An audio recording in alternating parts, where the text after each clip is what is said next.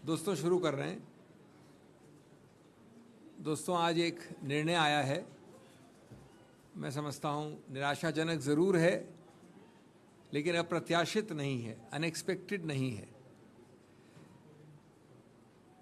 ये मैं कहना चाहता हूँ कि आप लोगों ने कहा कि आप मेरे लिए इंतज़ार कर रहे हैं। हम इस निर्णय का इंतज़ार कर रहे हैं 66 दिन से, 66 डेज़, और 66 दिन बाद आज 10:30 बजे जब निर्णय आने की सूचना आई तो उसके बाद भी निर्णय नहीं आया और कहा गया कि 2:30 बजे के बाद आएगा, और 2:30 बजे के बाद ये अभी इस कमरे में आने से 10 मिनट पहले मिला है हमको। तो इसलिए हम भी आपकी प्रकार इंतज़ार कर रहे थे और इसलिए मैं निर्णय को अंत में टिप्पणी करूंगा, क्योंकि मैंने भी अभी 10 मिनट पहले ही इसको सरसरी तौर पे देखा है। जैसा कि आपको याद है, ये अपील 25 अप्रैल को फाइल की थी हमने हाई कोर्ट में, उच्च न्यायालय में, और 29 अप्रैल को और 2 मई को सुनवाई हुई।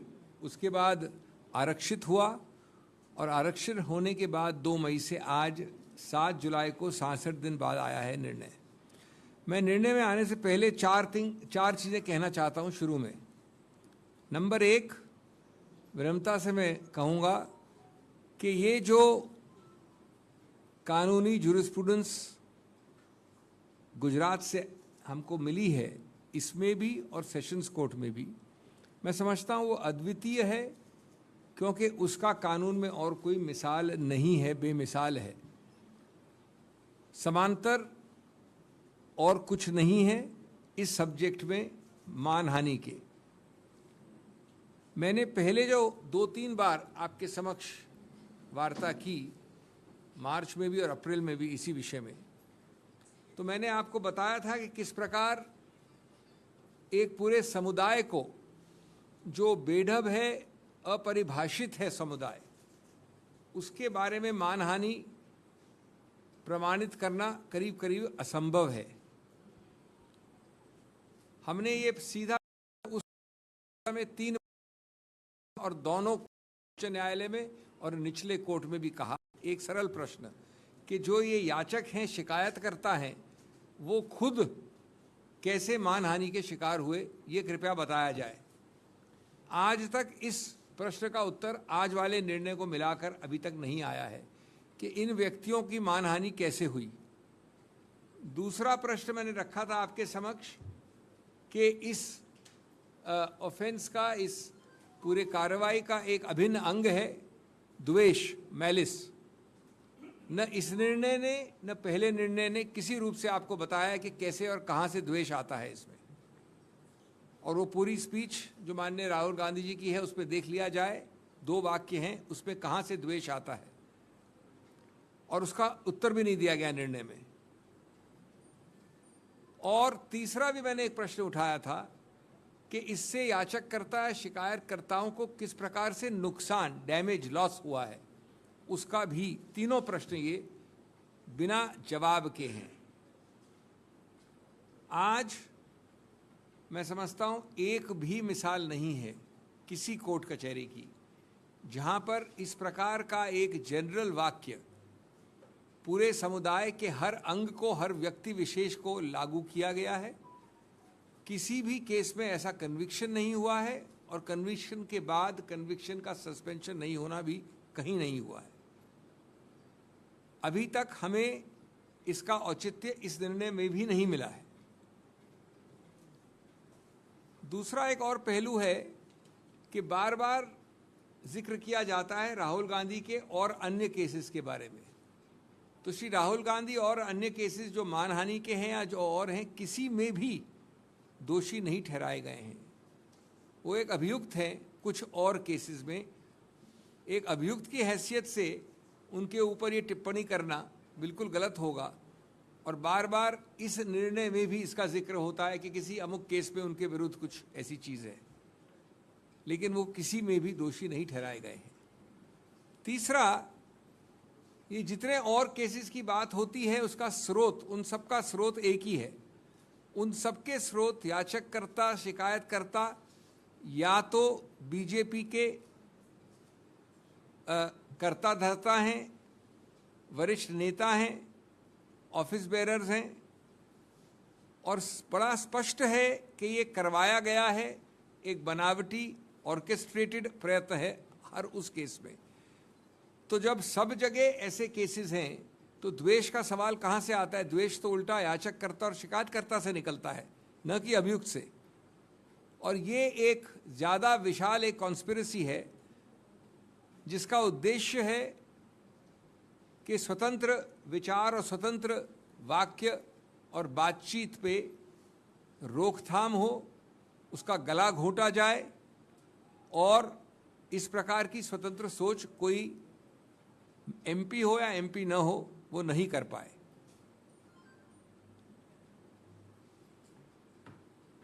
एक और विचित्र बात है, आज सुबह 10:30 बजे जब घोषणा हुई कि निर्णय आने वाला है, यद्यपि आया अभी 10 मिनट पहले, तो जिक्र किया गया वीर सावरकर के बारे में।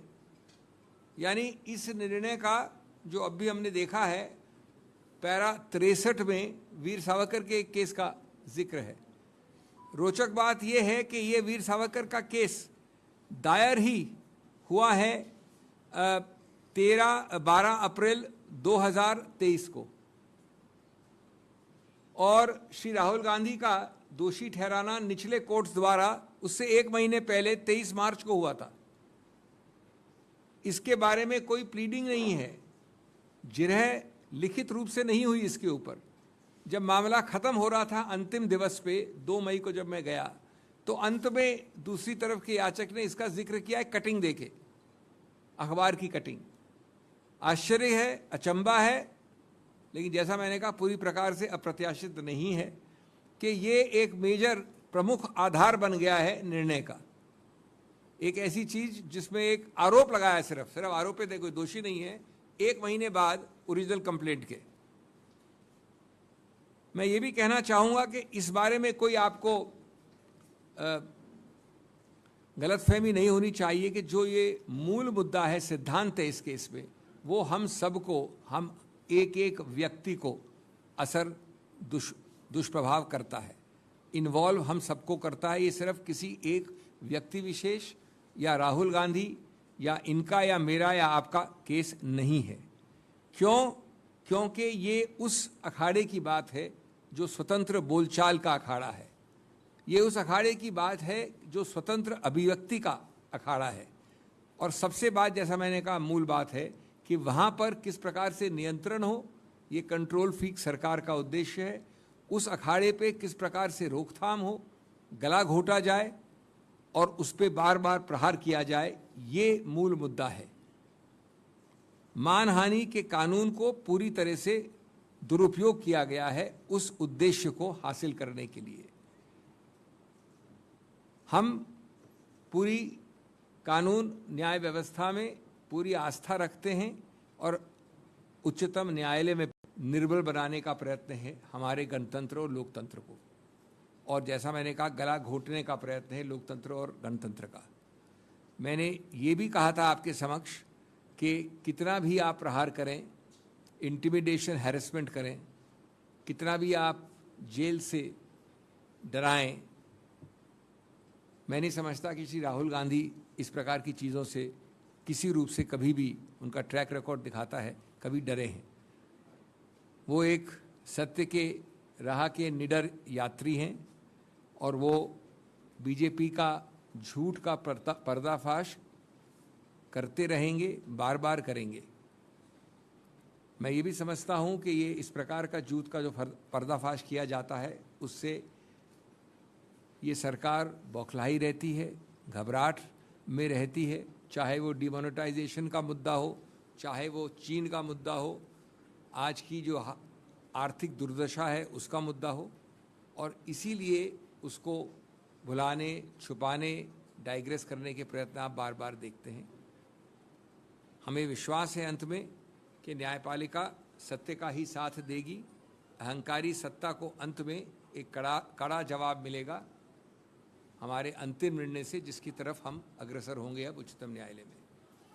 दोस्तों, मैं एक चीज़ और कहना चाहता हूँ। जो जजमेंट अभी 10 मिनट पहले हमें मिला, जो 67 दिन बाद मिला, उसमें 2-3 स्पेसिफिक मुद्दे हैं जो आप भी पढ़ेंगे बाद में, लेकिन मैं आपका ध्यान आकर्षित करना चाहता हूं कि पैरा 43 और एक दो और पैराज में इस प्रकार से लिखा गया है जैसे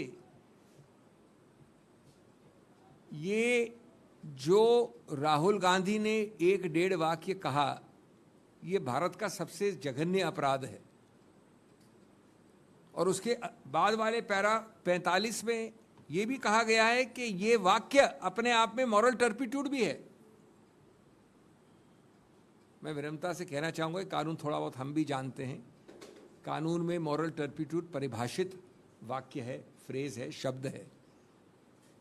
कभी भी इस प्रकार का वाक्य जो कभी मानहानि मान भी लिया जाए, वो एक ऑफेंस हो सकता है जब तक कि उच्चतम न्यायालय निर्णित न करे, लेकिन मॉरल टर्पिट्यूड दूर दूर से नहीं हो सकता। इसमें क्या मॉरल टर्पिट्यूड है मैं जानना चाहूँगा। वो कुछ नहीं बताया आपको। पैरा 45 में कहा है कि हम इसको मॉरल टर्पिट्यूड भी मान सकते हैं और मानते हैं। अगर ये चीज़ें हो सकती है मॉरल टर्पिट्यूड, तो मैं नहीं समझता। और उसके पहले वाले पैरा 43 पे 43 में ऐसा एक पिक्चर दिखाई गई है जैसे कि बहुत ही जघन्य अपराध किया है। ये क्लियरली, ये बड़े स्पष्ट रूप से बहुत मुख्य प्रमुख गलतियां हैं जो हम समझते हैं उच्चतम न्यायालय ठीक करेगा। तीसरा पहलू है कि बार बार ये कहा गया है कि ये एक वाक्य उस पूरे समुदाय के हर अंग को की मानहानि करता है। जो हमने तथ्य दिए कि कितने कितने विभिन्न अंग हैं, ये समुदाय अपने आप में परिभाषित नहीं है। अगर उस समुदाय को लेकर उसके कितने कितने अलग अंग हैं, उसके हर व्यक्ति को कैसे मानहानि हो सकती है। और सबसे बड़ी बात कि अगर ऐसा है तो कभी नहीं हो सकता कि उस पूरे अपरिभाषित समुदाय का कोई व्यक्ति उठकर लोकस होता है, हैसियत रखता है कि वो कोर्ट जा सके। 13 करोड़ लोग हों या 10 करोड़ लोग हों, उनमें से कोई भी याचिका शिकायतकर्ता बन सके, इसका कोई उत्तर नहीं दे पाया है ये निर्णय जो आज आया है।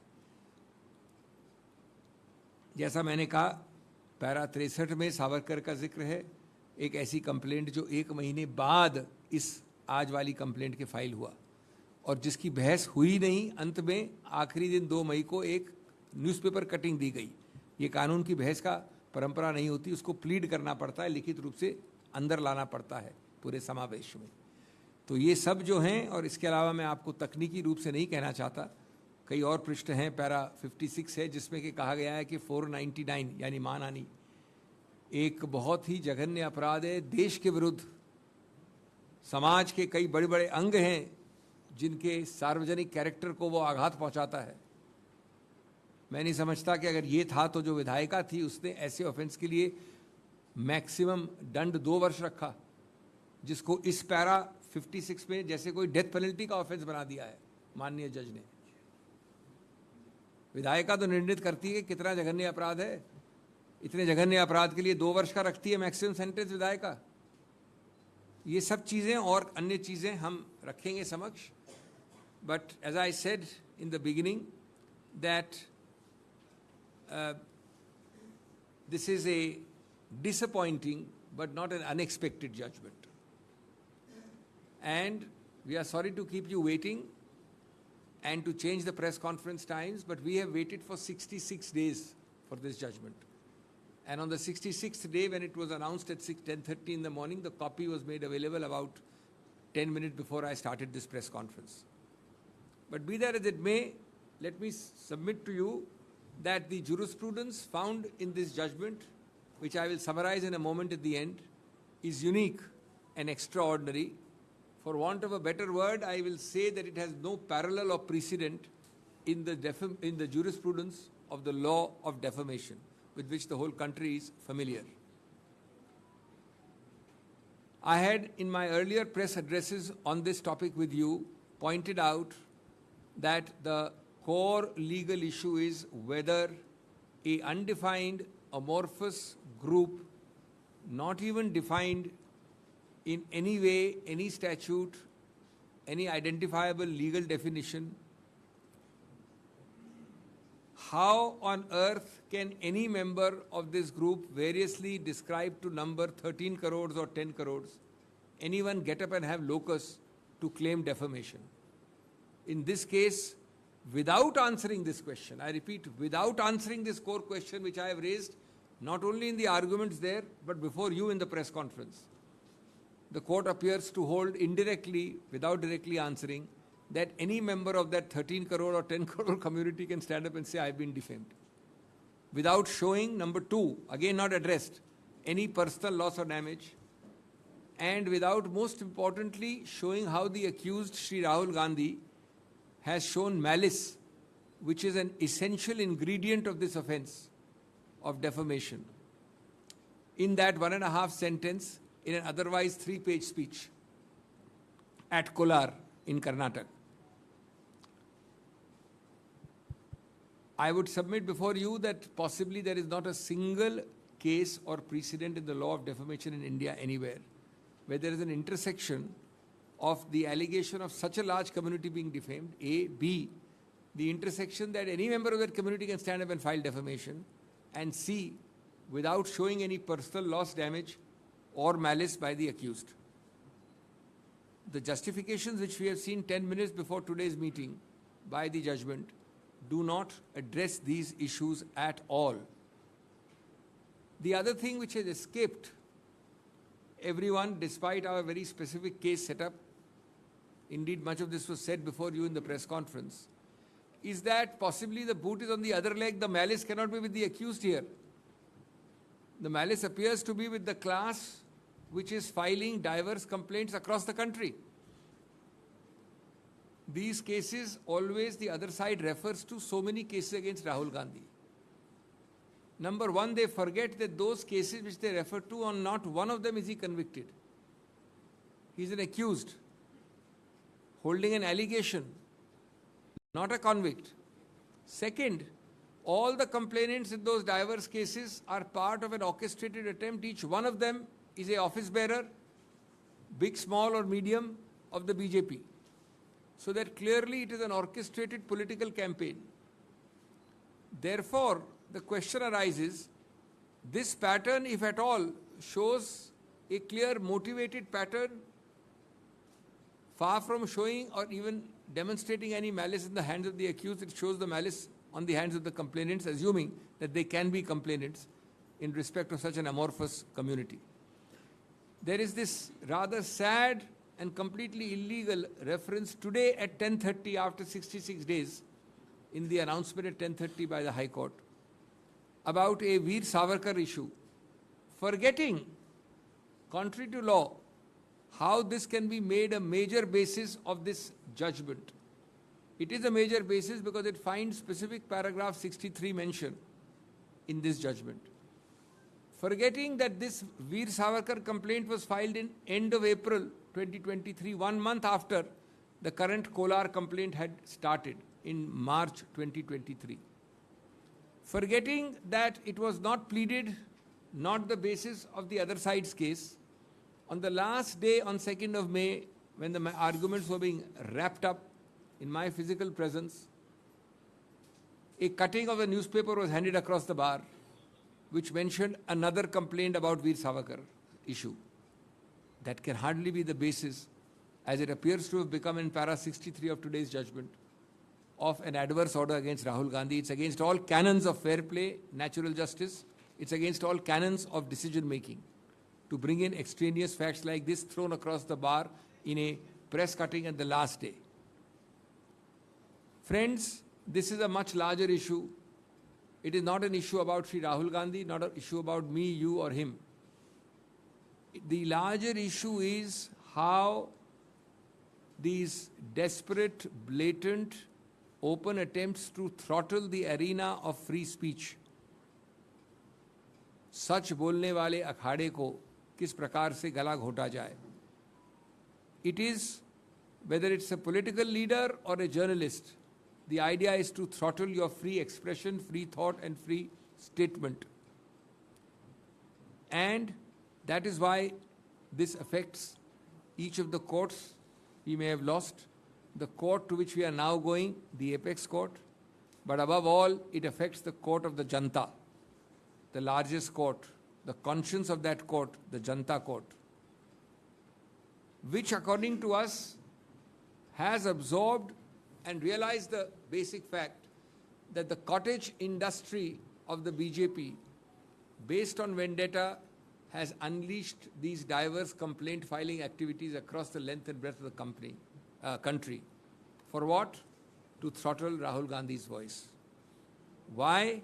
Because Rahul Gandhi fearlessly speaks the truth. Because Rahul Gandhi is not intimidated by such pressure tactics and harassment and continues to expose you, be it on China, be it on demonetization, be it on the sad economic situation of unemployment and inflation. Friends, the judgments which we have now received do not address the three issues I have already mentioned. They don't address many other issues. The combination of circumstances which led to this complainant against Rahul Gandhi himself going and getting a stay against his own proceeding for many months, and then strategically and perhaps on auspicious days withdrawing his own stay to enable him to get a judgment which became the impugned judgment of the Sessions Court within about 6 weeks. That whole episode with dates has been put by me before you in my press conferences of 23rd March and 24th of March and on 20th April. And I'm not going to repeat them. Furthermore, I had said on those press conferences, and I'm taking a minute on that, because it appears that my statements there have become, the predictions there have become self-fulfilling prophecies.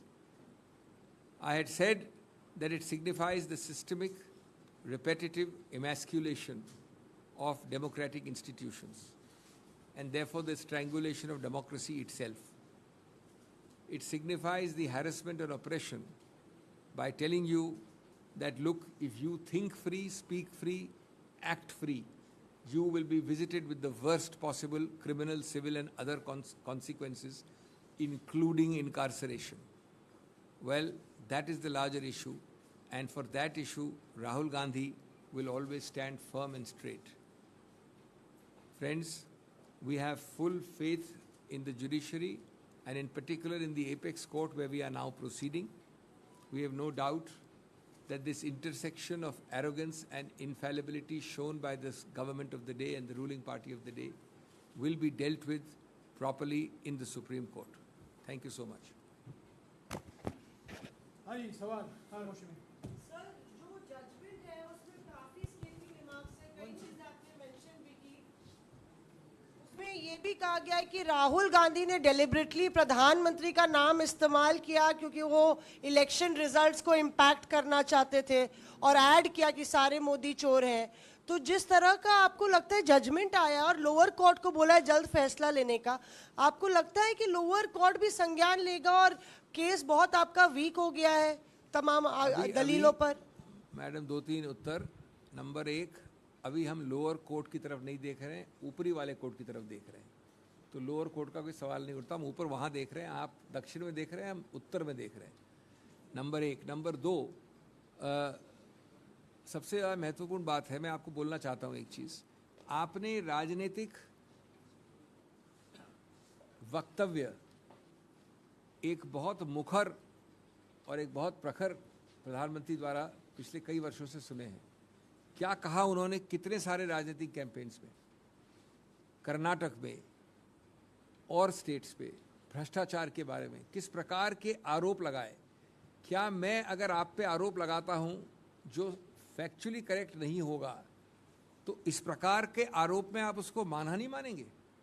ये मान के चलिए कि इस judgement में क्या लिखा है। इस जजमेंट में लिखा है कि राजनीतिक उद्देश्य की वजह से निंदा की। अरे निंदा राजनीति में अगर नहीं करेंगे तो राजनीति क्या करेंगे? बिल्कुल निंदा की उन्होंने प्रधानमंत्री की। उनका एक मानव अधिकार का हक है कि प्रधानमंत्री की और राजनीतिक निंदा करें। उस निंदा के आधार पर क्या आप मानहानि बना सकते हैं? ये मूल मुद्दा है। और मानहानि भी ऐसी कि 13 करोड़ लोगों के बारे में एक वाक्य है, उस पर कोई भी खड़ा होकर कह सकता है। प्रधानमंत्री याचक नहीं है। आपने जो अभी कहा कि प्रधानमंत्री की उन्होंने की, प्रधानमंत्री याचक शिकायत करता है क्या? कोई व्यक्ति जो उस पर लिखा है वो याचक करता है क्या? तो ये सर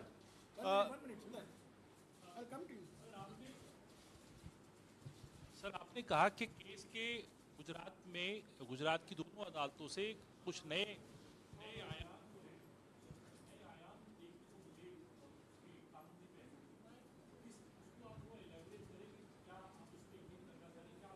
जनाब, पूरा प्रेस कॉन्फ्रेंस उस पर ही तो है, जितने भी नए आया है।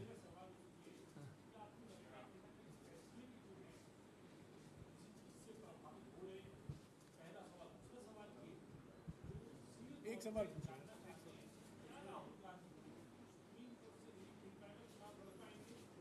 आपके दोनों प्रश्न बड़े रोचक हैं। पहला प्रश्न मुझसे कुछ कहलवाना चाहता है। अब मैं आपके सामने 10-15 वर्ष से बैठ रहा हूं, तो मैं इतनी आसानी से फिसलने वाला नहीं हूं। दूसरा प्रश्न भी बड़ा रोचक है, वो आपको पूछना चाहिए उच्चतम न्यायालय से। कोई एडवांस रूलिंग का सिस्टम नहीं होता इन मामले में, एडवांस रूलिंग दें आपको, शायद आपको दे दें, हमको नहीं देते उच्चतम न्यायालय।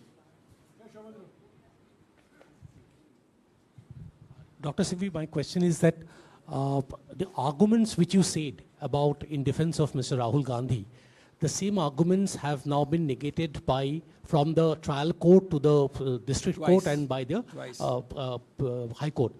What gives you confidence, Dr. Singhvi, that the same arguments will be valid in the highest court? In my limited years of 42 plus years of practice, let me tell you, and then I'll quote a saying to you, any number of cases we have done where concurrent findings are reversed by the Supreme Court. What you are calling two findings that are called concurrent findings in law.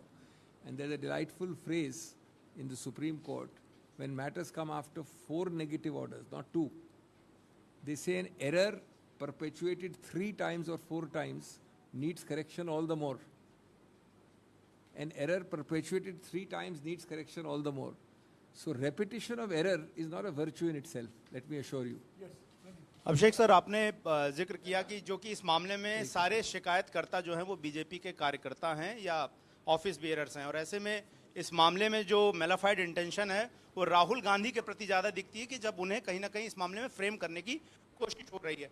सवाल ये है कि जब इस पूरे मामले में lower court से लेकर और हाई कोर्ट तक अब तक एक कहीं ना कहीं राजनीतिक तौर तरीके दिखे हैं, ये जो पूरा ऑर्डर पढ़कर समझ में आता है जहां पर फैक्ट्स पर बात कम है और आखिरी के कुछ पैराज में राजनीतिक दृष्टिकोण ज्यादा रखा गया। आपको लगता है कि ये जो ऑर्डर है वो फैक्ट्स पे कम और राजनीतिक दृष्टिकोण पे ज्यादा नजर आ रहा है? मैं निश्चित रूप से मानता हूं कि ये कानूनी तौर से एक निर्णय की तौर से गलत जजमेंट है, पूरी तरह से गलत है। इसको हम एक होलिस्टिक परिप्रेक्ष्य में उच्चतम न्यायालय के पास रखेंगे। उसमें आपके सभी जो भी मैं आपके सामने रखा है सब रखा जाएगा उच्चतम न्यायालय में। लेकिन साथ साथ मैं ये भी बोलना चाहता हूँ कि आपने अभी एक चीज़ कही, इन्होंने भी एक चीज़ कही मैडम ने, कि इतनी, और इस निर्णय में कहा है बार बार कि प्रधानमंत्री की मानहानि हुई, ये हुआ वो हुआ।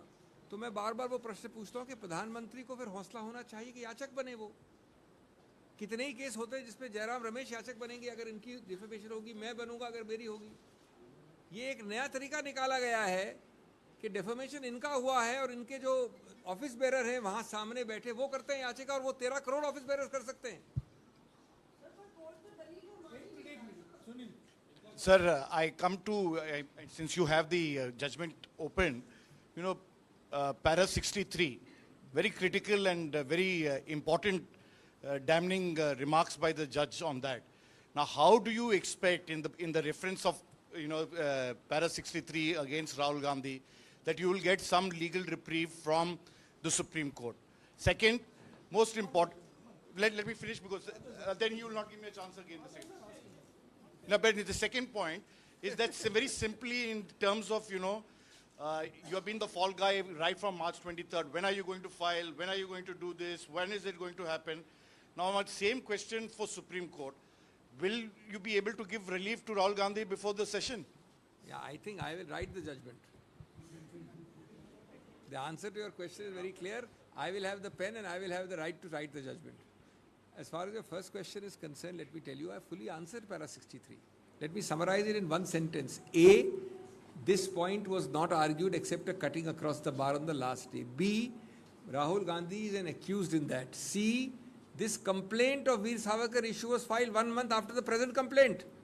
How can an adjudication on this complaint take into... So then how is it that that is the question we are going to ask this learned judge from the Supreme Court. You have to wait for that. Sir Very क्या shortly, but not on the basis of what the press deadline gives us deadlines. Not on the basis of those who tell us in the press that, oh, I would have filed this appeal within 10 minutes or within 10 hours. We will not file it like that. Sir क्या ऐसा भी कहा जा रहा था कि higher bench में appeal करेंगे, क्या हायर बेंच वाला ऑप्शन अवेल करेंगे या सीधा सुप्रीम कोर्ट कांग्रेस पार्टी जाएगी? कोई और हायर बेंच भी नहीं है, कुछ नहीं है, इसकी अपील सुप्रीम कोर्ट में जाएगी. और कब तक सर, कोई समय सीमा उसकी? जल्द, निकट भविष्य में. हाँ अभिषेक जी, ये जो जजमेंट में उन्होंने एक चीज कही है जो मुझे लगता है किस रेफरेंस में कही कि इनके ऊपर 10 आरोप जो है लग चुके हैं, क्या उनके कंसिडरेशन में या... मैंने वो जवाब दिया. इस बात में ये भुला दिया जाता है कि किसी में भी वो कन्विक्ट नहीं हुए हैं. और नंबर 2, वो सभी के सभी 2 हो, 4 हो या 10 हो, बीजेपी के कार्यकर्ताओं, ऑफिस बेयरर्स द्वारा फाइल हुए हैं. तो इससे ज़्यादा फिर क्या मतलब? अगर आप राजनीति में हर रैली के विषय में 10-10 कंप्लेंट फाइल करोगे अपने खुद के कार्यकर्ताओं द्वारा, तो और उसको फिर बनाओगे बेसिस अगली वाली कंप्लेंट के लिए.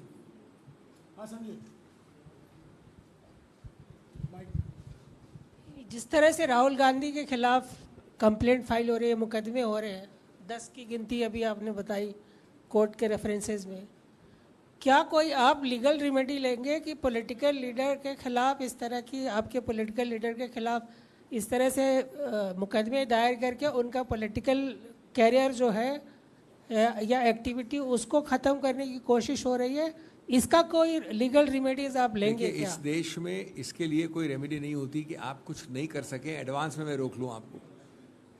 आपके करने के बाद उसको निरस्त किया जा सकता है, आप हार सकते हैं, लेकिन आपको न करने दें, शुरुआत से मैं बंद कर दूं, मैं क्या कर सकता हूं? वैसी कोई रेमेडी होती नहीं है. लेकिन मैं समझता हूं सबसे बड़ी रेमेडी है जनता की अदालत में, जहां पर ये आत्मसात किया जा रहा है कि ये अखिल भारतीय स्तर पे एक बनावटी ऑर्केस्ट्रेटेड प्रयत्न किया जाता है कि राजनीतिक गला घोटाया जाए. वो बात एक केस से बढ़ के दूसरे केस से तीसरे केस पे जाती है, तो खुद उस शिकायतकर्ता को नुकसान होता है. सर, इस फैसले के बाद रविशंकर प्रसाद ने प्रेस कॉन्फ्रेंस की और प्रेस कॉन्फ्रेंस में कहा कि राहुल गांधी की फितरत में है कि वो दूसरों को अपमानित करते हैं और माफ़ी मांगना उनकी फितरत में नहीं. क्या माफ़ी मांगने का ऑप्शन खुला हुआ है या बंद है पूरी तरीके से? मैं अभी इस विषय में कुछ नहीं बोलना चाहता. अभी एक कन्विक्शन है और एक सेंटेंस का विषय है. इसमें माफ़ी मांगना न मांगना बिल्कुल कोई औचित्य नहीं है, कोई रेलेवेंस नहीं है, कोई सरोकार नहीं है. आज 2 जजमेंट से हमको उसको कानूनी तौर से डील करना है उच्चतम न्यायालय में. So you just said that this judgment is wrong legally, and you also mentioned about an orchestrated plan to throttle the voice of the opposition or by the complainants across the country. would your comments be construed as one that this judgment is politically motivated? That's why I said by the complainants across the country. I answered your question. You didn't add the suffix. Yes, ma'am. Kozhikode district collector has done some preparatory works for the Wayanad by-election. Are you guys prepared for the by-election? Please stick to this issue. Please stick to This is the issue. जी सिंघवी साहब, एक तो आपने कहा कि 66 दिन बाद ये फैसला आया है. एक इस पर आपकी टिप्पणी चाहूंगा कि क्या आप ये कह रहे हैं कि जानबूझ करके देरी की गई है? और एक दूसरा भी है, सुन लीजिए प्लीज. निचली अदालत ने जब राहुल गांधी को दोषी ठहराया था सर, तो राफेल वाले मामले में जो सुप्रीम कोर्ट में उन्होंने माफी मांगी थी, वो उनके बयान के काफी बाद वो हुआ था, उसका जिक्र किया गया. आज हाईकोर्ट के फैसले, जिसका भी आपने भी जिक्र किया कि वो 10 के करीब में मामले जिसमें कि वो आरोपी हैं, दोषी नहीं साबित हुए हैं, उसका जिक्र किया गया. सावरकर वाले मामले का जिक्र किया गया. ये क्या पैटर्न दिखाता है सर? एक जो समय की देरी और दूसरा ये पैटर्न. देखिए, मैंने जो कहा है, मैंने शब्द जो कहे हैं वो रिकॉर्ड पे हैं. मैं उन्हीं शब्दों को रिपीट करूंगा. मैं वापस कोई नया आपको आंसर नहीं देने वाला हूं. जहां तक आपका पहला प्रश्न का सवाल है, जो मैंने कहना था कह दिया. जहाँ तक दूसरे प्रश्न का सवाल है, 10 केसेस की बात आपके सब भाई बहनों ने 3 बार कर ली है। जहाँ तक कंटेम्प्ट का सवाल है, मैं खुद पेश हुआ था। कंटेम्प्ट होता है कोर्ट और अभियुक्त के बीच में। ये वो वाला केस नहीं, मानहानि वाला या बाहर का केस जो 10 केसेस में आता है। ये कोर्ट के बीच और अभियुक्त या याचककर्ता के बीच होता है। इसमें कॉमन होता है, हर कंटेम्प्ट केस जो हर दिन होता है उसमें अपॉलॉजी की जाती है, क्योंकि किसी भी याचककर्ता का ये उद्देश्य नहीं होता कि वो कोर्ट की मानहानि करे। तो इसलिए वही किया गया था और उसको अंततोगत्वा उच्चतम न्यायालय ने स्वीकार किया है और इसीलिए उन प्रोसीडिंग्स को निरस्त अंत किया। तो इसलिए वो दोनों उदाहरण तुलनात्मक नहीं है। Mr. Singhvi, whether you accept it or not, the question, are you ready for a by-election in Wayanad? It's a question, it's a question. And Congress must answer the question. No, it's a question. It's a question. Congress must answer the question. Are you ready for a by-election in Wayanad or not? We are discussing today the No. Please stick to the High Court judgment. Please stick to the High Court judgment. Please stick to the High Court judgment. If there are no other questions, thank you.